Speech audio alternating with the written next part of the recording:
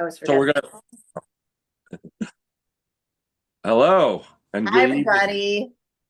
Hello, everybody. Welcome to Connecticut Common Sense.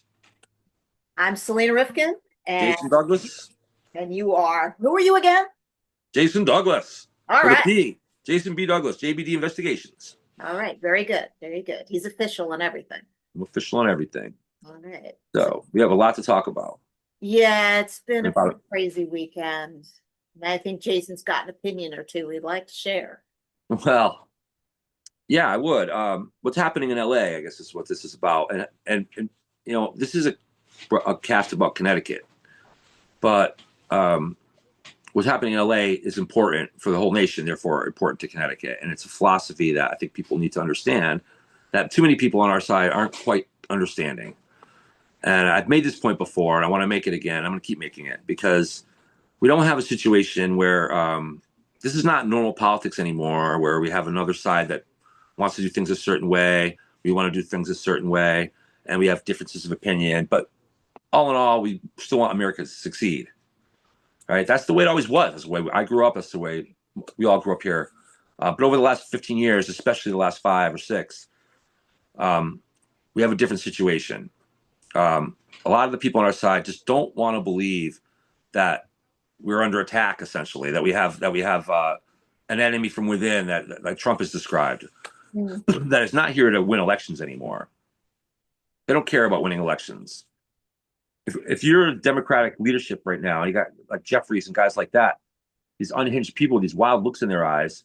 Um, and we keep saying that, oh, they're just, they're not reading the room. They're not getting the message out. They're not getting through to the voters or whatever. I don't think these people, Hakeem Jeffries and guys like that, they're not interested in votes anymore. They're not Mm. interested in your vote anymore. They don't care about your vote. They don't care about the next election. They don't care about beating the Republicans anymore. What they're interested in is a civil war. They're interested in taking America down, Well, they've certainly all they've been doing is inciting. Yeah. inciting violence. Yeah. And, So and that hasn't stopped. And to top it off, there's been so many people like including Chris Murphy who are saying, oh, it's not a big deal what's happening in Los Angeles and um oh, what's her name, New York, the older black woman. oh yeah, Crockett? No, No, no, no, Crockett's she's Texas. Texas. She's Yeah. Not who you mean. Yeah, I can't remember her name. Yeah, it'll come back to me. But anyway, so yeah, she's saying, "Oh, it's fine. There's nothing to see here." And CNN. I mean, there's so many clips of What's going on in the background? these. Yeah, yeah, yeah. It's like of these talking heads on CNN who are saying it's not violent. Why is this a problem? They can handle it. Just let them go handle it while they're not handling it. They're just lying. They keep lying and gaslighting us. And Yeah. I'm like, we It's please point those fingers that are pointing at us back at yourself because that's all you're doing here. but they're doing it open. They're different. They've been doing that for a long time, but they're doing it recently. They're doing it openly. Yes. They don't care. I mean, literally, you have a CNN reporter going, "There's nothing. There's no. This is a peaceful protest with a car burning in the background." Yeah. Yeah. I mean, what are you? So that's what leads to my point. They're not interested in winning over voters anymore. They don't. They know that. They know they're gaslighting us. These people aren't. They know what they're saying. They know they're lying. And so all they're doing, the 80-20 issue. We all the years in the past. We always talked about the silent majority.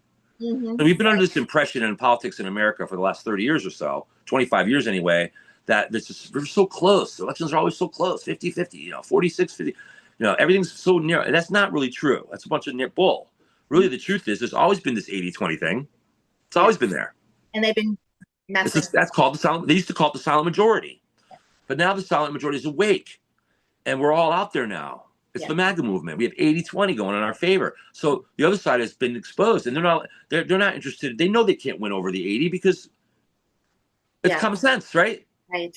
Yeah, it is common And sense. so therefore, they're not interested in winning over any of the 80. All they're interested in doing is firing up the 20 and hoping they can make that 25 or 30 and start a revolution and start a civil war. Well, and it's not just the firing up, it's the gee, can we pay them?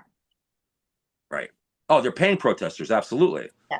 Yeah. But so they pay a certain number of protesters to go and agitate and stir up the Mhm. 20% that are, confused, mentally are Yep. 20%. If you're believing these things, if you're espousing these issues on the 20% side, then you're clearly not all there.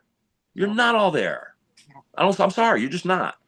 And for Okay? those who, have some skepticism about whether or not people are actually getting paid, in fact, there's plenty of evidence for this. Yes, there is. Let's just start with Chris Murphy said his organization was going to be paying people to protest. Hmm. He said it out loud. Openly.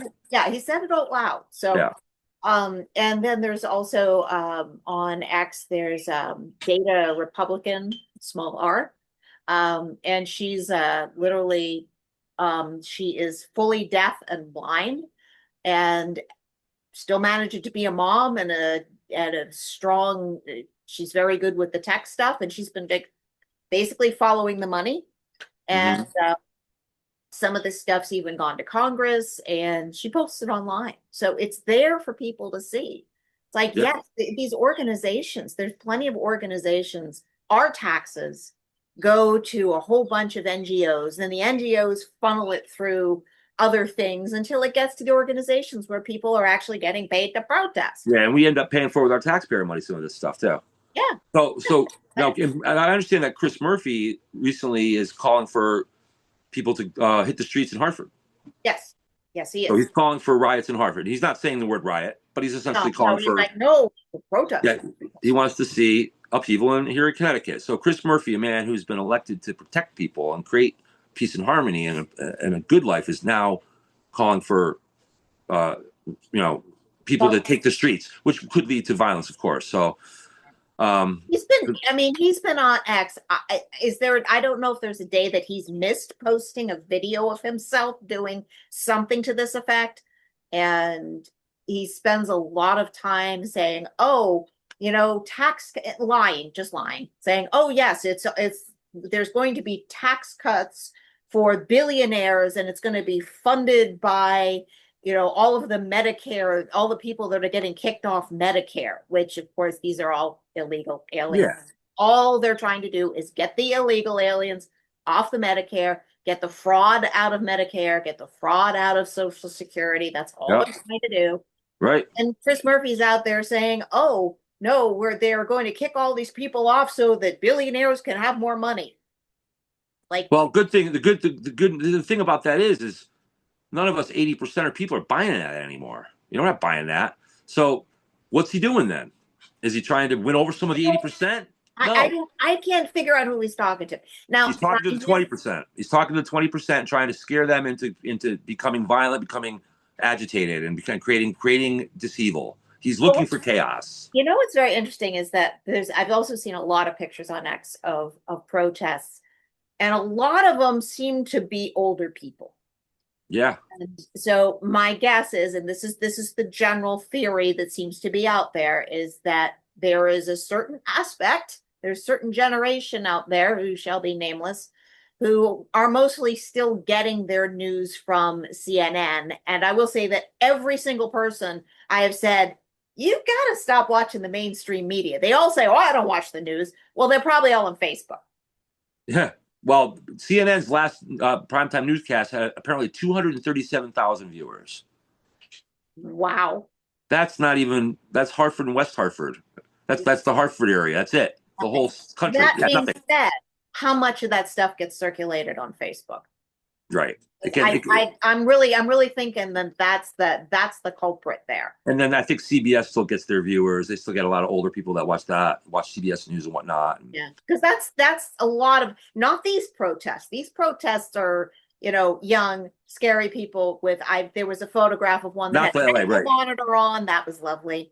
You got Antifa down there. You got all these NGO, NCQ, whatever the hell they call those organization things. So there are, I would say, at least probably 30 to 35% of the people running around the streets of LA right now are probably paid agitators, um, or professional agitators, and then the other half or more of them are just regular immigrants that are, being basically goaded into this stuff, and they're being told, "Oh, you're going to get kicked out. You're going to be taken back to Mexico." if I'm a regular family, like I always try to look at things from the other point of view. I'm a family that I've smuggled my wife and kids into, you know, into the United States illegally, and I've made myself into a little niche here in LA, and now I'm being told by people around me that ICE is going to come bring me back. That might cause me to go out and march in the streets because I don't want my family to get sent back to Mexico because I'm being told this whatnot by people in LA. And you think about it, 20 million people they estimate crossed the border under Biden. That's an amazingly huge number. Now, where do they all go?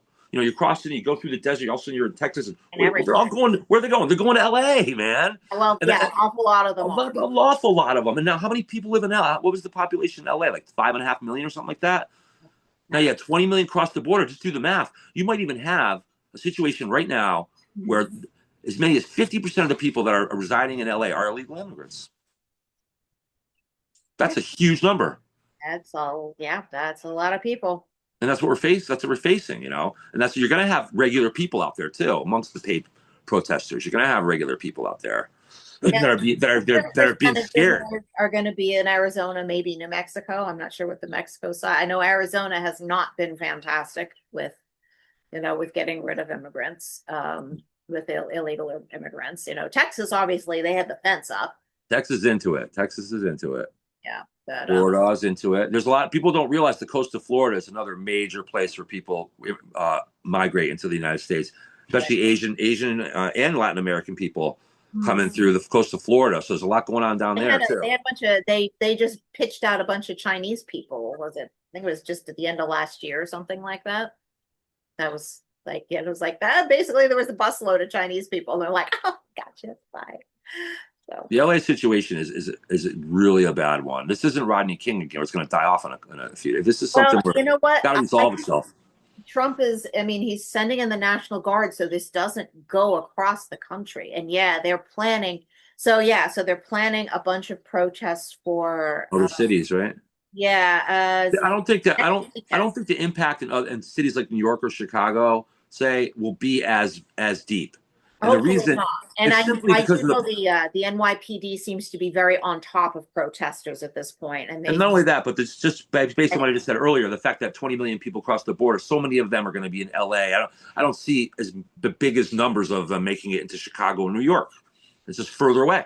Well, if they flew them there, which they did fly a lot They of did, but we're probably talking about like hundreds of thousands of people, not millions.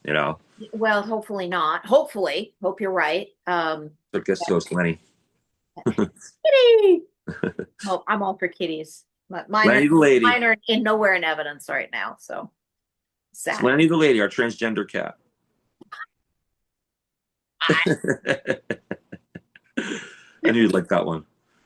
But anyway, this LA thing is serious. It's not something to fool around. And I wish more people on our side would start to look. I get it. We've lived in relative peace in this country. None of us have ever seen open warfare in this country in our lifetime. So we've all been pretty lucky, especially in New England, living in peace here in Connecticut and whatnot. And so I get the mentality of no one wants to even think about the possibility of there being war or mayhem and chaos and things like that. And here in America, it's a scary, scary proposition. The idea that we'd have to fight in a fight rather than an election, it just scares people, and it puts a lot of people in denial too. They just don't want to believe it, and they're just not gonna acknowledge it really. I don't know. I guess maybe I'm too optimistic. I hate it as much as anybody. I don't want to see it come to this. But not that. I mean,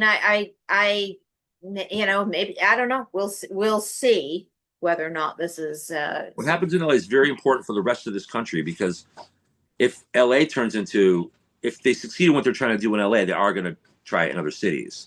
Absolutely. And that's why they've sent in the National Guard. That's why the Marines are there. Right. And I'm sure Trump will send whoever needs to, because I mean, it's like, we had 2020, we had this freaking summer of love, and Minneapolis. But you don't want to do that again. No. He doesn't want to do that again. So, I am somewhat concerned about the protests that are all planned for, I believe it's next weekend. It's the same date as the 205th Trump's birthday. Flag Day is Saturday. Okay, yeah. And so there are for those who do not know, there are protests that are planned across the country. It's called the No Kings protest. It's been funded by a Walmart heiress. I can look up her name while Jason's talking next time. When it's his turn to talk, I'll take some time and I'll look up her name. There And will be plenty of time with my big mouth. hey, it's all good. And so she's helping fund this, and then there's another like billionaire guy from some other countries who's helping fund it. And it's yeah, so they're going to be everywhere. They're going to be in Hartford. This is one of the things that Chris Murphy, I think this is what Chris Murphy was actually talking about. Yeah. But there will be people in Hartford, but there's likely to be people in other spots. You talk about this. I'm going to see if I can pull up a damn map. Well, I think that there is going to be something in Hartford, but Connecticut, we're kind of lucky here in a way about the people of Connecticut. The people in Connecticut, even if they're some are backwards politically, I don't see potential for violence in Hartford or anything like that. I just don't see it. Not right now. I mean, hopefully it won't come to that down the road. But right now, I just like this Saturday, I don't see any potential for any worries. No, I hope I'm wrong. I hope I'm right about that. Well, the concerns that some people have had, like I have people that I chat with from Maine, because I have a lot of family ties there, so I kind of keep an eye on what's going on up there. And oh yeah, there's a lot of shit planned there. Let me zoom. Around Connecticut? Hang on. It's like all over I mean, I went to nokings.org. Yeah. And there's a lot of protests they have planned. Now, whether or not that's actually going to happen, I don't know. Let's see if I can zoom in. Wonder what the different places in Connecticut they're planning on doing. I am going to see if I can zoom in enough to get a picture. I wish the rally at the Cadillac Ranch was this Saturday. I know. That would be perfect to go against this. Yeah, well, it would. It would. Let me But see. it will be next Saturday. I can give, yeah. So we have Stamford, Norwalk, Bridgeport, Danbury. Let's see. And I'm not even going to rattle them all off because they're all over the place. Hang on. I'm just going to count here. Give me a minute. Okay.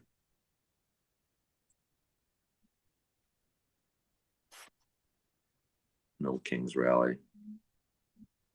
I don't see these being very successful unless they're paying people. 30. There's 30 locations.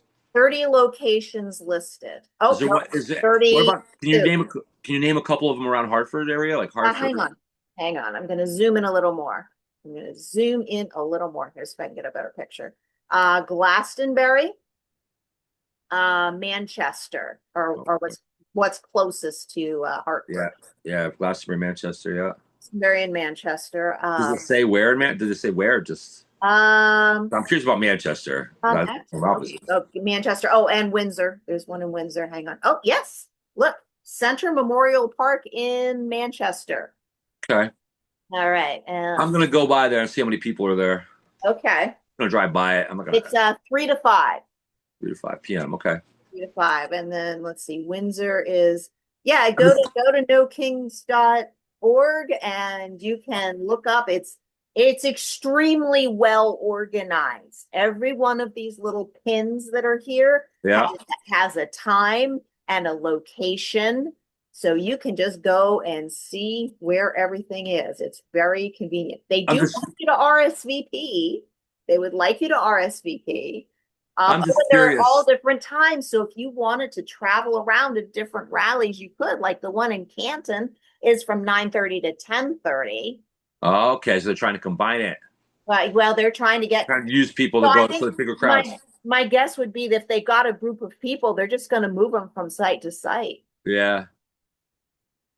Well, that's that. Let them do that. It's meaningless. Yeah. Well, I'm going to go by and see. I'm just curious as to how many people will be gathered in a deep blue state, in a deep blue town, within a deep blue state for this rally. I'm just curious how many people are going to be there. And I'm going to be curious. I'm going to go there early. I'm going to go like 15 minutes before, watch it unfold, and then like leave like 30 minutes into it. Because I just sit there in my car. I'll put it under surveillance. I just want to see how it gathers. There will be people pulling up. I guarantee you it'll be a bus will show up. Oh, that would be fun to film.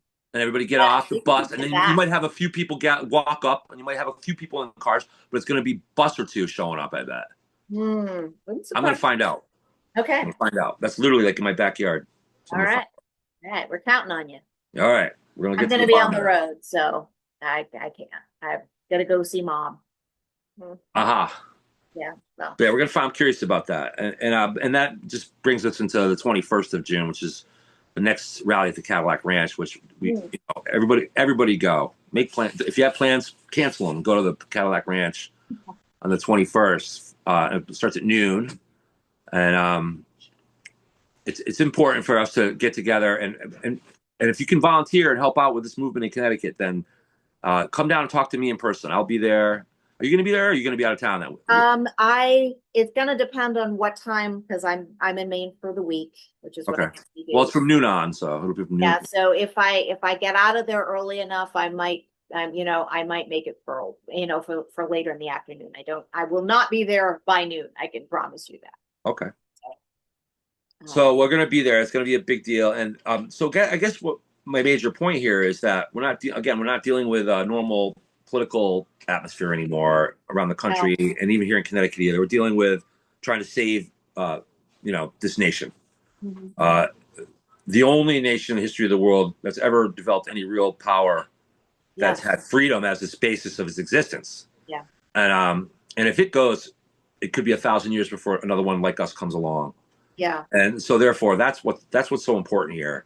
And you could see, I think now most of us, especially some of the more moderate Democrats out there and regular citizens out there watching the news, can see people getting on TV and saying there's no problem here, this is peaceful while the car's burning in the background. And they can see Gavin Newsom, the insane governor of California, saying Trump never called me. And then Trump's got his phone going, here's the 16-minute conversation we had. I mean, this is like high school stuff with this guy. So, I mean, how does this guy even get elected? Like, he must have been a really good He talker at some point. doesn't, Jason. You have to remember, and this is They rig it. I watching know. Dave. I was watching Dave Rubin this morning. He's like, these people voted for this, and I'm Yeah. like, They dude, didn't. you don't know that. Yeah. You don't know that. Yeah. Those elections are completely undocumented. They're They completely are, yeah, unfettered. exactly. The elections are invalid and they Yeah. get validated by somebody. And we have the same problem here. Well, look, there's no doubt the 2020 elections were completely invalid. And I'm not saying that because I'm leaning to. I'm not saying that because I'm on Trump's side.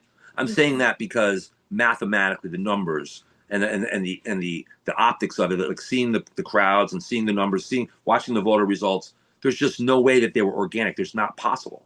Mm-hmm. It isn't possible mathematically for that election to have been fair based on the voter returns, based on the exit polls, based on the polling going into the election, and based on the size of the rallies that Trump attended. Yeah. Listen, you can't tell me that when you have 40, 50,000 people showing up at a rally in an arena that holds 30, Mm-hmm. that somehow he's going to lose an election to a guy that shows up with four busloads of people. Yeah. You just I can't mean, convince me. it didn't, And that's why what you're saying is so important, and what you're doing with the Connecticut Coalition, fair um, elections. it's so the it's the and I haven't really been so it's the one that I am volunteering with is called United Sovereign Americans. The website is USA4, the number 4, freedom.com. And what they're doing is they're into not election integrity, which is clean voter rolls, because there's also a group in Connecticut that works with cleaning the voter rolls. We Mm-hmm. have a couple of problems with the voter rolls in Connecticut. First of all, the software is insanely old. I mean, it's just like it's ridiculously old. But it's also, I recently found out, it's what's called a live database. So even if you pay the $300 and you get your copy of the voter roll from the Secretary of State, there's no guarantee 2 minutes later it's not current anymore because they're constantly changing it. It could be clean, and the next thing you know, they could just dump some more in there. Yeah. Say, Um, and clean it all up for nothing, and then have them just wreck it again. who are literally going through the list that they got because there were people, and we don't have every town. We don't have all 169 towns, and Because you have to do a FOIA request, a Freedom of Information Act request, and then if Yeah. they don't give it to you, then you have to go to a special court. There's this whole procedure. Yeah, it was the Freedom of Information Commission, it's called. Yeah, Yeah. and if they don't cough it up, then you have to go there, and then they get, and whoever isn't giving it to you gets fined, and you still, hopefully get your information. But it's time consuming, and Yeah, months. they're supposed to just give it to you. And they're not supposed to charge you anything for a digital copy. So there's a couple ladies who've been slowly going through the voter rolls, and there's a lot of errors. And when I say so they're material errors, that means that there are thousands and thousands of voter registrations that are not valid. And we don't know if there have been votes registered in these people's names or not. This is just going through the voter rolls themselves, looking for material errors. Mm-hmm. We don't, because it's pretty hard to actually, you can't get voting records in Connecticut because they don't exist, which is illegal. That's not legal. Right. And of course, elections have all been certified, and, we keep saying this out loud, probably got arrested. Jesus. Yeah. So, so there's. Well, you're right. None of this matters if we don't get the elections done with integrity, and none of the other things matter. It won't matter. Yeah, and it's like, and I'll say this, about, it's like people are like dying for arrests. And it's like, I would love nothing better than see a whole bunch of our elected officials, that's in air quotes, if anyone's listening to this, officials, I would love nothing better than to see them arrested. And yes. I don't even care if they go to jail at this point, because I think we're going to run out of space in the jails if we have to go that route. Right. And I'm not kidding about that. No. But if we do that before we get the voters, the election, unless we have election integrity, yeah, we're going to end up with the same problem again. Right. And I don't know how that works. I'm hoping that someone who's a lot smarter than me is thinking about this. That's not an easy road to hoe, but it's one we have to. It's not. And we are a little tiny state. The fact is, we are not exactly in the front of the line here. So we're going to have to deal with this ourselves. We're not in the front of the line because I saw a story about how Trump has got his sights on New Jersey and to try to help flip that red. Mm-hmm. So it's not his eyes on New Jersey now, not on us. Yeah, but we have this has been going on for a long time. I mean, we've been, we talked about the Constitution, and I've been poking at that a little bit, looking at some of the stuff around that. And some of that's been interesting. I haven't made notes or anything yet. Well, like we talked about last week, how our Connecticut state constitution was created and replaced our old one, the old charter oak, probably. Yeah. Our Constitution came into existence in 1965. The original was 1818. The theory is that the current one was more equitable, but one of the things it did was that it required a certain amount of education funding. The charter for UConn and for Yale is written into the state constitution, which personally, that's crazy. Sketchy. I think that's well, I can understand UConn being a state university, but Yale? I don't think that. either should be. I agree, but I agree with you. I don't think either one of them should be. But I can make more of an argument for UConn. UConn is like, what are they funding through UConn? Let me give you an example. So, registrars of voters, when they're voted in, the town is required to pay for them to take a course. There's only one way to get this course, and it's through UConn. The cost of that course is $1,600. So the town has to pay that. So our taxes pay for the registrar of voters to go take this class. And every time you get a new registrar of voters, the town has to pay for them to take the class again. So, because registrars of voters have to have this class. So I was talking to a registrar of voters who shall remain nameless because I don't have her permission to use her name.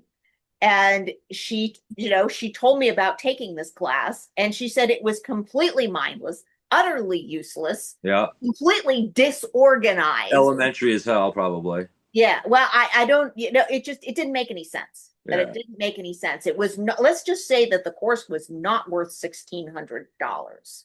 right. So it's like how much money is getting funneled through, through UConn and what, now I want to know what's in the course. Yeah, I'm curious about that. Like, Yeah, that's $1,600 times 169 towns. I mean, that's adds up quite a bit of money. well, and it depends on how often people are changing and how often registrars are voters. Because I know Right. a lot of folks, once they're in, they're like, I We don't don't, want to change it now. yeah, I don't want to change it We now. don't pay that $1,600 again. So Yeah. I heard Lamont on TV the other day talking about UConn a little bit, talking about how great it is and how it's on the rise. And I'm thinking, here's the CNN reporter talking about how this is a peaceful protest with a car burning in the background. Hmm. Right? That's what Lamont's doing. He's on TV talking about how wonderful UConn is and how UConn's rising to the top. And the Yeah. statistics are completely. He's counting on the people not to check his what he's saying Well, because UConn is on decline, not on rise. yeah, I mean, yeah, I think that's probably true. It'd be interesting to get some numbers on the universities and see. Jay had someone last month, and UConn was once ranked ninth in the nation. Now they're up to like 40, down to 47th or something like that Wow. in terms of academic performance. And Okay. I'm not sure exactly what the algorithm statistics they were using to rank it, but Right. uh, whatever that algorithm was, it was specifically down. So Wow. yeah, I'd like to know more about that. And that's why what we're doing here, winning over the college campus is important for our movement as well. Right. And we have people that are helping us with that. So and college students who are enrolled, the youth of Connecticut Mhm. they already know that the opportunities in Connecticut are limited. Most of them are going to school here to go work Gonna somewhere look for else. young people. They're just Yeah. gonna, it's like they can't buy a house. Yeah, You you can't buy a house here. The tuitions are out of control. They go up 18%. They went up in the last 2-3 years or something like that. know? Ridiculous. And they're getting ripped off. But the problem is they do so many things through student loans now and through grants that the incentive, the marketplace is taken out of the universities. Yes. Yeah. And that's awful because it doesn't, it's like, I'm sorry. When I was in college, I remember looking through the catalog. I went to Temple University in Philadelphia. Yeah. And I'm looking through the catalog, and I had already, don't laugh, but I literally went in for an engineering degree. So Okay. I did that for 3 semesters and washed out of that puppy. Yeah. Did. Um, and yeah, I had been physics. Engineering, that's some serious algebra going on there. Yeah, it was some of the problem was that no, that I'm not even gonna talk about that. It's dumb. I ended up with a psych degree. But I'm looking through the catalog and I'm like, women's studies? What what what the hell do you do with a degree in women's studies? Yeah. How do you apply And this, that to the workplace? this was in 1982. I'm like, that makes no sense. So, it's not like this stuff is wildly new. It's just that, now you have, now you can get a PhD in basket weaving. So, Yeah. No, uh, no. Now it's become. They're trying to make it a mainstream thing, but it's what it yeah, is. yeah. Everybody's going to be weaving baskets and no one's going to know how to grow any food. So, Like if you're going to or college for engineering and you want to take an elective in women's issues or whatever, I think that's fine. But to make it into like a engineers don't major, take electives, Jason, just so you know. There are no electives for engineers. They don't get any. They don't. I'm not kidding. wall to wall algebra, Yeah, yeah. wall to wall Like, algebra. yeah, Yeah, I yeah. get it. Engineers don't get any. Yeah, I know. And my stepdaughter actually has an engineering degree, and there were no electives. No electives. Yeah, No, none I whatsoever. know that I Oh. know that if you go to Yale Medical School Hmm. or if you go to Harvard Medical School, they do have offer electives, but they're all medical courses. Right. But the course in preventative medicine though Hmm. is only one elective class, optional. Nobody cares about preventing the medicine. They're just No, interested in the there's in no all the money. money and the drugs and surgery. Yeah, yeah, No yeah. money in that. There's no money in that. Why would they have any interest in Right. it? No money in it. Right. Well, Even though that's that might be even though let's forget about that. Preventative medicine is the best thing for people. right. Not getting the disease in the first place. Hey, I like that. Well, ideally, we are sufficiently motivated to take care of our health. Unfortunately, that's sketchy too. I Yeah, but wonder why teach doctors? Why point all your fleet of doctors you're churning out into the system? uh, Why just teach them? Why not give? Why shouldn't there be more about not just preventative medicine, but also other when there are ailments? more holistic ways of dealing. Most insurance companies won't even cover holistic, remedies and things like that. Yeah, but insurance, and you know what? I'm gonna pause for a minute because I want to go back to Yeah, um I'm getting I off want to the go back to topic. the housing thing and get Yeah, not being able to find housing. So this for if anyone watching us doesn't know, there was a bill that went through called HB 5002. It's sitting right now, it's sitting on the governor's desk, and he would like to revise it a little bit, which is like he wants to call people back to a special session and try and pick and choose which parts of the bill, because it's going to be tough for him because he's had a lot of people writing in and saying this is awful, because it is an awful bill and it yeah, would take zoning control away from towns. yeah. It's under the guise of less expensive housing, but it doesn't work that way. What they don't have to do with one another. Well, the problem is that it's a handout to developers. And what the developers do is they look and see what the median cost of having a house is in like say Stanford. And then they say, okay, and then they build apartments that are just a little bit less expensive than that. So and That's they are not artificial. required now in this, especially in this particular bill, they're not required to have any parking attached to this thing. So you can put a whole bunch of housing, and they want to put it right in downtown where there's going to be train stations and stuff like that. And so it's a terrible bill. Yeah, it's awful, Bill. It's any place there's, it's like if you have a train station in your town, it's even worse. Yeah, And it's sitting on, so right now it's sitting on his desk. People have been, so if you have a chance, please email the governor and say veto HB 5002. yes. Call the governor's That's the only office. shot we've got of getting rid of the thing now, because it's going to be a damn nightmare. And they've already passed a whole bunch of bills that are, a damn nightmare. Saboteur bills. Yeah, well, and I mean, they passed the budget, and you guys may have heard about that thing that Senator Duff was trying to get through, which is had to do with the pornography in libraries, because Mhm. librarians, uh, you the idea was that you couldn't sue a librarian if your kid ended up reading a porn book in school, because it's like it's one thing if it's in public libraries, but it's like, can we please not have this in school libraries? And he was like, Yeah. no, we need to have these things everywhere. No, that's ridiculous. And so our representative Ann Phineas actually read one of these things on the House floor, which got her in huge trouble with, Hmm. with the speaker. And then there was a certain amount of pearl clutching and whining from at least one other representative afterwards. If you haven't seen it on X, it's to die for. She was brilliant, and she ended up on Greg Gutfeld.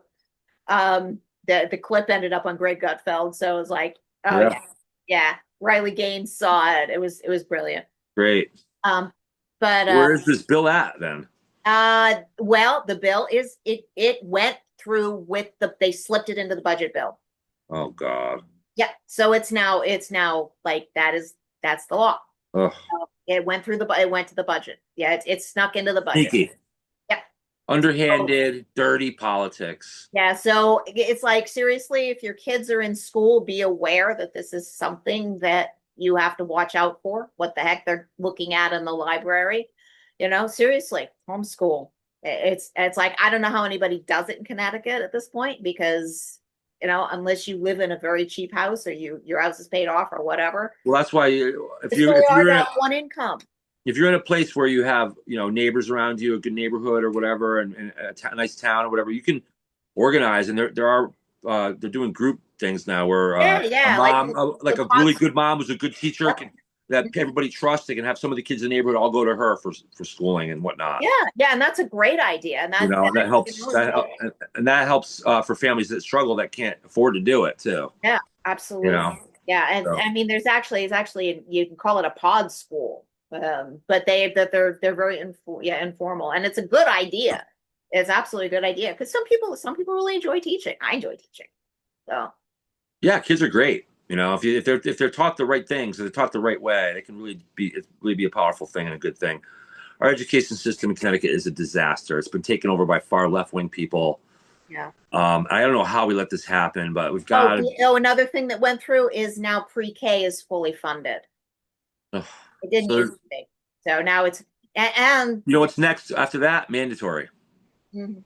Yeah. Oh, yeah. Well, they tried. They tried this year. Yeah. They tried just a couple months ago to, Make it they wanted mandatory. to start regulating all the homeschoolers The and yeah, student, you again, get vaccines and we need to inspect what you're doing and yeah, so the battle is between the state and the family, and the state yes, asserts its authority over the family and it's a battle between them. It means they're trying to destroy one another. The state wants to destroy the family. they do. And and the They sooner and the sooner they can take your baby out of you. Right now, you're at 5 years old, you kind of turn your kid over to the system, absolutely. really. I think that in itself is scary. But now they want to make it 4 years old, 3 years old. The further down the pike, closer to birth, they can get it and yank your child away from you Yes, earlier and to influence them with woke crap, uh, the better for them. And that's an absolute disaster. It's not just a bad policy; it's an assault on families. It's an assault on the foundation of society. it is. That's It's trying to replace the foundation of the family exactly and what it is. society with a state-controlled authoritarian system. Mhm. When they accuse Donald Trump of being authoritarian, they're the ones that are authoritarian. It's that finger pointing at you and you got the 3 pointing. Yeah, and you're the one doing it. Yeah. So that's what we And have. It's very that's serious. across the board. They uniformly say Donald Trump is like every time they say Donald Trump is doing something, they're the They're ones that doing it. Yeah, they're the one doing it. Right. So I think an 80% of us know that. yeah. So, but 20% of us are confused by it and are taking the other side. So if they can beef that 20% just to 25 or 30%, that's enough to have a civil war. And that's what they're trying to do. They're Mhm. trying to get enough people on board to do that. And that they're not, they know they're not going to win any more elections. They're not going to win any more elections. Yeah. The only other thing, I'm talking about nationally, the only other thing is in Connecticut, they got it rigged pretty good right now. So they're probably sitting pretty. That's why you don't see a lot of stuff going on in Connecticut as much because they're sitting pretty thinking they got these things rigged. That's where we come in. Yeah. Fix Yeah. that. But nationally, Mhm. um, there's no like the 80% has been woken up and they're gonna have a hard time. They're counting on winning back the House of Representatives in 2026. They are. Yeah. They're really working hard for that, and I don't think they're going to succeed, Yeah. Yeah. Well, we're going to aim to give them a run for their money, especially here. especially here in Connecticut. We got, of course, Chris Lancia, Amy Chai, Jonathan Barros running for 3 of the 5 districts in Connecticut right now. We're going to flip 3 of the 5 congressional districts in Connecticut from blue to red. Hopefully all 5, but if we can get 3, that'd be amazing. I would be. We're looking for candidates to run against Hayes and against the other Tahira or whatever. No, that's John running against that. The other 2 districts we want to fill up Yep. with good candidates, and we're looking to do that. And then, of course, there's the state legislature as well. Mhm. Um, Yeah, we need people to run for state legislature. We've so bad. got over 40 uncontested seats in the last election. Yeah, come to the rally next. That's ridiculous. 40 uncontested seats for Democrats. Think about that. Let that sink in for a minute. Yeah. 40 out of there's 151 Yep. House districts in Connecticut. Yep. 40 of them were won last year by Democrats with nobody opposing them. Yep. Didn't even have to run a campaign. Yep. Sign a paper, put in your $500 or whatever it is, and you're in. So that's the main crux of what we're looking to change here. Yeah. Now, if you're someone listening or someone who's listening and thinking, geez, I'd love to run, but, no, because of this and that. Do me a favor, at least get in touch with us and talk to us about it. Yeah. Come to the rally at the Cadillac Ranch on the 21st and talk to me about it in person. There are people who We will support you. Yep. And in this particular year, 26, 25, you're going to have way more people backing you and on your side than you had before. If you're someone that may have run before or thought about running before and decided against it, you're not going to be alone this time. There's way more of a groundswell of grassroots support behind you.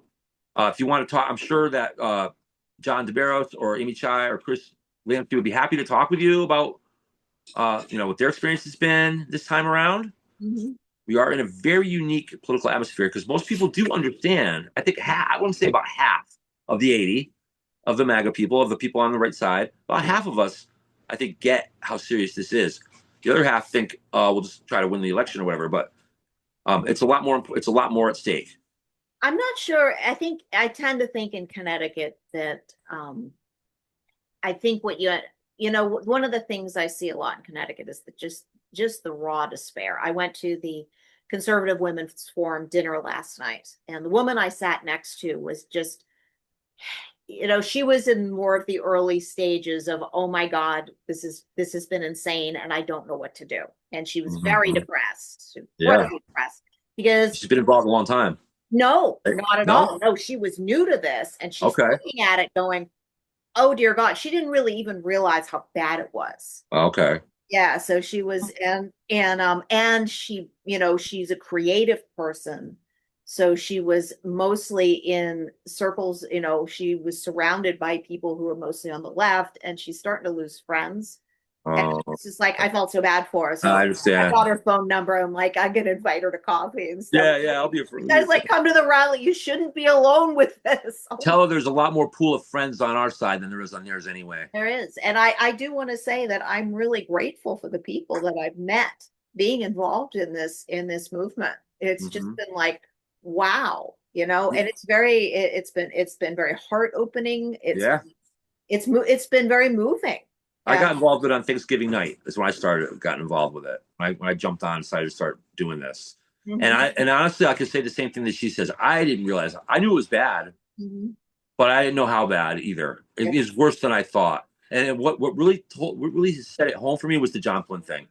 mm, When you and I showed up at that thing in Middletown and I saw what I saw there, yeah, that's what made me really realize that it's actually a lot worse than I even thought. mhm, That we actually have a Soviet Gestapo police force in Connecticut trying to shut down opposition, and like it really has come full circle.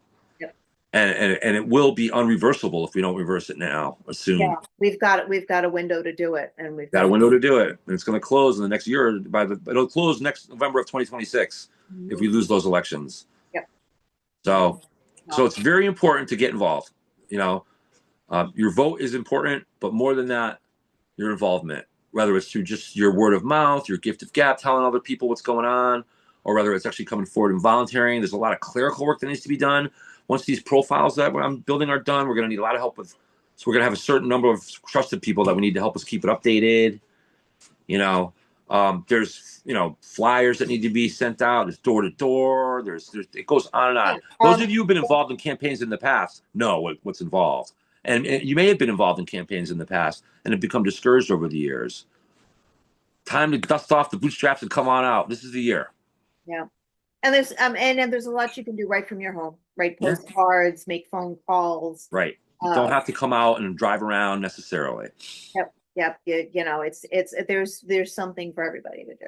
And I think a lot of people, what makes people hesitate is they're afraid to, because they've heard the stories about the kind of crap the opposition does, Mm. to Oh, people that get that could, involved and whatnot.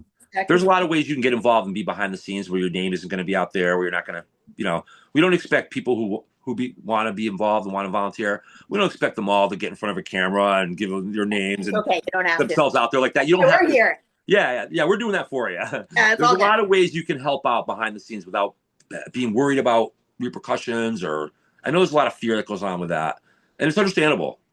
But there's a lot of things you can do to help without being concerned, by keeping yourself, relatively anonymous. So Yeah, one of the things I'd love to see, and this is there's a Facebook group that is in theory about Doge, which is Department of Government Government of I can't remember efficiency, Department of Government Efficiency. Yeah, CT Doge, baby. yeah, and we really need people in Connecticut who are able to follow the money. Yeah, At the dinner last night, Rob Sampson was talking, and he says that he's got his interns like that. They go and look and see where the budget money is going, and he said a lot of it is just going into thin air. And we need people who are a little more techy, who don't mind, combing through stuff the way Data Republican is doing on a national level. yeah. We need a CT Yeah. Doge. Is what we need. And we need to get that out there so that people understand that the ridiculous taxes that we're paying here aren't going to anything useful. We're going to a left wing money train. A lot of it is. How much of it is going into somebody's pocket or into their bank account, Mm-hmm. or towards a damn party or a wedding? Yeah, It's it's like a lot of fraud. Absolutely. there is, and it's like we need, we could really use some people who would be willing to go through that. Now, I said there's a group on Facebook, but it hasn't been. I don't know. There's a lot of people who are clearly interested. It's a big group, but as Yeah, far as but let me ask you the this government though: doing anything, but so how can any of that have any teeth whatsoever if we don't have win elections and get people involved to don't. come in But and one of the ways I think we got to get people's attention, and that means we have to have that data in front of us. We have to say, okay, here it is. yeah, It's like in black and white or color charts if you want to get frisky. That we've got some good guests that are going to be coming on in the future. very good ones. I've got last night I met two people who want to talk about the judicial system. Thursday we're gonna have a guest that's going to be here and talking about John Flynn, and that's going to be pretty cool. Hmm.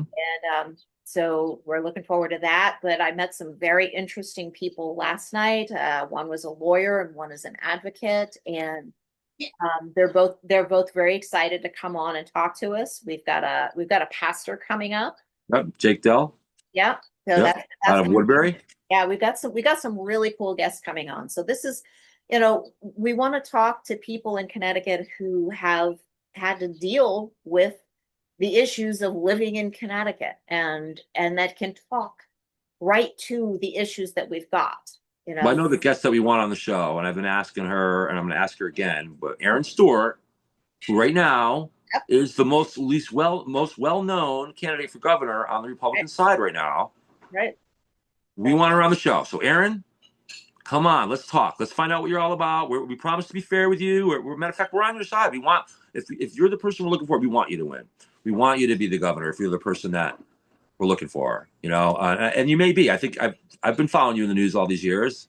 So if you're listening and you know Aaron Stewart, if you're Aaron Stewart, we want to have you on the show. We really do, and it'll be your forum. You can talk about what you want to, and we'll just bounce off of you. So it's all for you to, get the people of Connecticut to know more. I mean, people know who you are, but this is a chance for you to really get it out there. So hopefully, Aaron, you come forward, be on the show.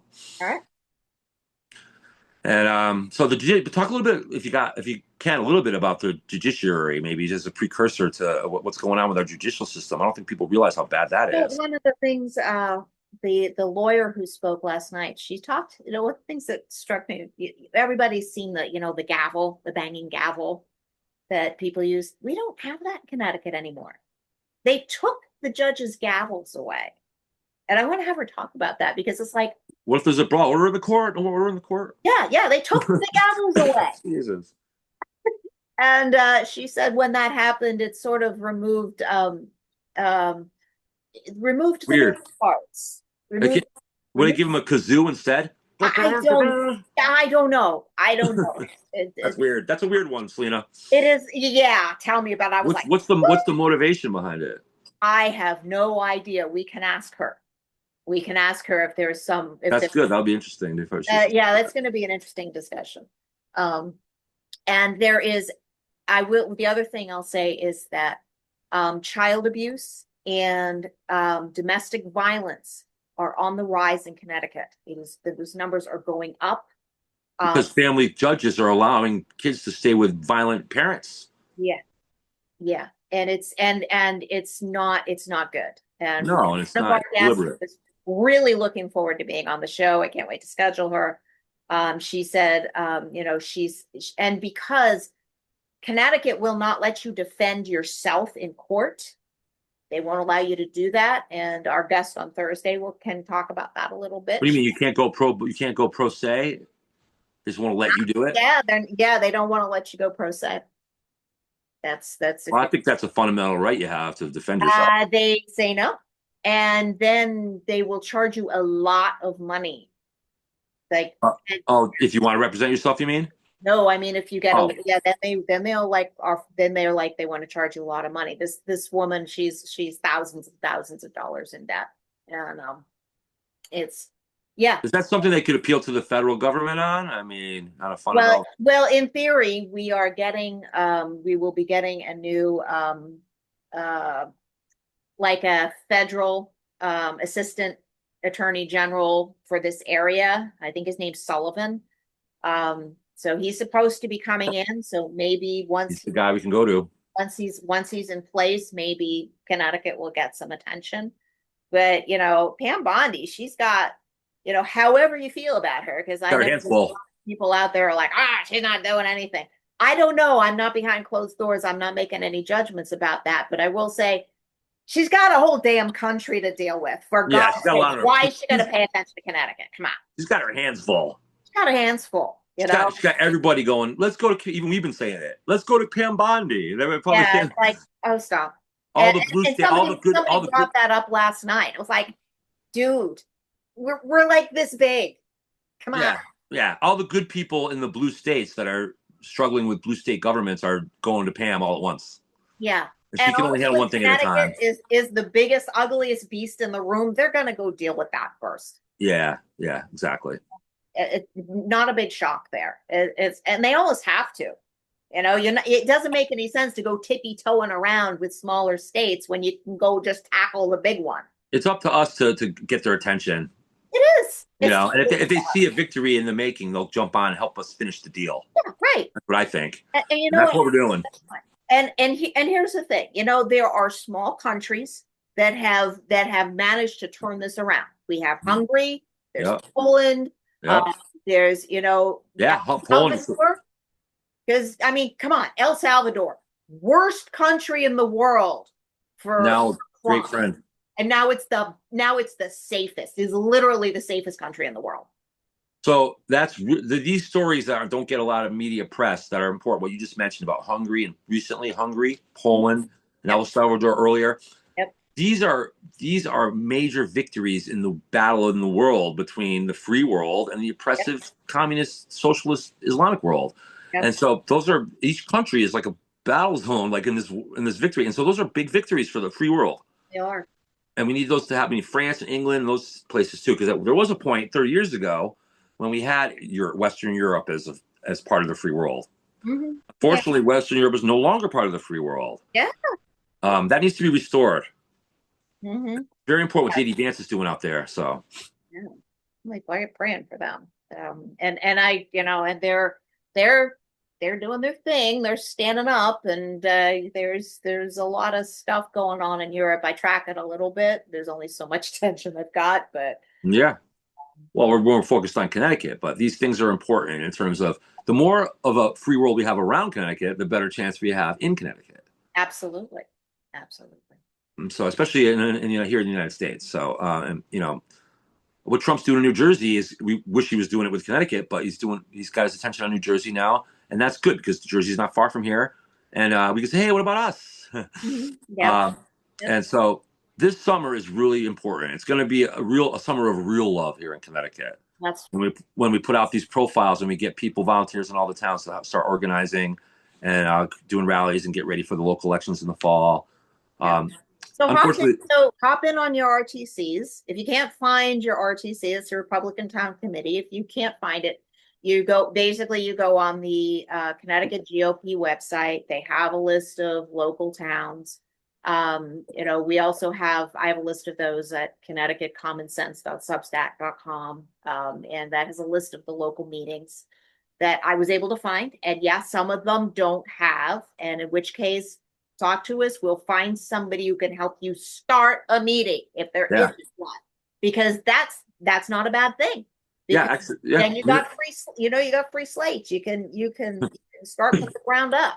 Yeah. So if you're someone who's politically ambitious and you're not really sure where you can fit in, that there's a lot of towns that, like Selena just said, that our town committee just barely exists. Yeah. And you could actually literally go in there and create it something from scratch and the mold that we're looking for. So yeah, this is an opportunity. A lot of opportunity if you're young, politically ambitious, you want to carve a niche. Look at whatever town you're living in, look at your local town, see what's going on there. Yep. Call the RTC, see if there's an answer machine, see who answers. Look and see if they have a website. Look and see if they're on Facebook. See when the last time it was posted. Yep. See what the committee members. Most towns will have a list of the committee members on it, and just get a feel for it, and then we can help with it. We can. We do have connections all around the state of Connecticut, more and more. Each week that goes by, we meet more people. Yep. More different places. Mm-hmm. I personally have worked in every single town in this state I intimately know every town in this state. I know what the back roads are. I know the people that live there. I don't know them individually, obviously, but I know the towns. I know the towns really well and what kind of towns they are, and the kind of people that live there, and how they operate, and what would be their, what they'd be looking for, what's best for that town, and it's because of my job, that's why.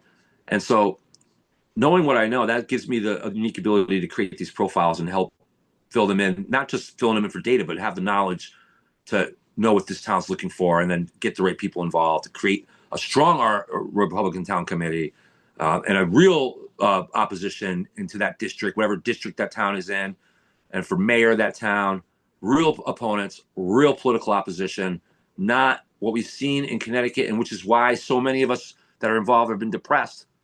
Yeah. 40 years of Rhino GOP kowtowing to Democratic authority and just basically looking for crumbs at the table that the Democrats threw at their feet. We've got a few people in the legislature, and I guess, Oh, I understand. yeah, but they got no support. Yeah. It's like they're struggling, and they're, like I said, we've got good people. There's even good people in the GOP, but Yeah. it's like if the rest of us leave that for them, it's not going to happen. So I think you're right about that. I'm going to be involved in there are city and mayoral elections in this year. That's a this year thing, not a 2026 thing. So that's going to be, yeah, that'll be this fall. And that's probably Great. not like September, but if you like your mayor, go and see how you can support them, because they need people to get out and knock on doors and make phone calls, and there's a whole lot to running the campaign, and that's a good way to get your feet in the water. That's what I'm doing this year. Yep. And he's already got me designated as like I am the person for my area, whatever the heck that is. I don't even know, but Point of contact. yeah. So, and maybe I'll even get him on the podcast, because That'd be great. I'd actually like to get him on the podcast. He's a pretty cool guy. So, And we had Steve Orozco on a couple months ago. We want to have him back. we Steve want to have Orozco's all running. the candidates back. Yeah, he's running for mayor of New Haven. Steve Orozco. He's a good dude. He's a great guy. He loves MAGA. He loves fitness. He loves Maha, by the way. We don't talk enough about Maha on here. We're going to talk a lot more about Maha going forward. Yeah. Make America healthy again, how important that is. It's for another episode, but Robert Kennedy fired all the yeah, I heard that. All the vaccine panelists. That must have really got him pissed off, right? I love that. So Steve Roscoe is big on Maha. He's a fitness guy, and he's young and enthusiastic, and he wants to be the mayor of New Haven, and he's got great ideas for New Haven. We're going to do everything we can to get him elected. In New Haven, they have 100,000 registered, or 100,000 potential voters, of which only, like, I believe 20 or 30 even registered, and of them, only about 10,000 even vote. So there's a lot of room for the people of New Haven need to listen and understand that what's at stake for their town, for the state. Just we talked about earlier, you live in New Haven, but you also live in the United States, and you live in this world, and we need freedom and to prevail in America. So get ready. If you're probably already registered to vote, get registered to vote. We are going to come get you, have things going down and events that will get you registered to vote in New Haven over the next few months. So, and that goes for Bridgeport, Hartford, all the other big cities too, who have been living under piss poor government for the last 40 years or more. What else you got on your mind, Selena? I think I'm good. Are we there? All right, we're gonna wrap it up for this week then. Okay. All right. Very important, great show, great content. If you don't remember anything else about tonight, remember how serious and how important it is that we get involved now. That just voting isn't good enough really anymore. We want you to vote. If you can't do anything more than just vote, fine. Make sure you get out there on election day and vote. But if there's anything else you can do, please contact us. Come to the Cadillac Ranch on the 21st. That's a week from Saturday at noon. We're going to rally all afternoon. The bar opens at 3 o'clock. They got great food. You can make a day of it, or if you want to just come for an hour or two and just show support, whatever you want. It's kind of an all-day thing. So you have plenty of, plenty of, you can carve your own niche into it. So we want to see you there. All right. Okay. Well, with that, good night, everybody. God bless America. God bless Connecticut. And we'll see you on Thursday with, who's the guest on Thursday? Lori Kavanaugh. Former candidate for state senate, right? Former candidate for Congress? Lori, what? She ran for Congress, didn't she, a few years ago? She ran for, I think Is it Congress? Yeah, I Ran for one of the yeah, I districts. think it If was Congress she ran for. well, we'll Yeah, let her talk. We'll let her tell us. we'll let her tell you her story. And so yeah, she's very interesting. She's had her own podcast. And I believe she's talked to General Mike Flynn. So she's been around. She ran for mayor of New London too at one Ah, point. okay, So she is an experienced person. So she's going to be a lot of fun to have on. great. All So then right. we'll see you on Thursday. Good night, everybody. Good night.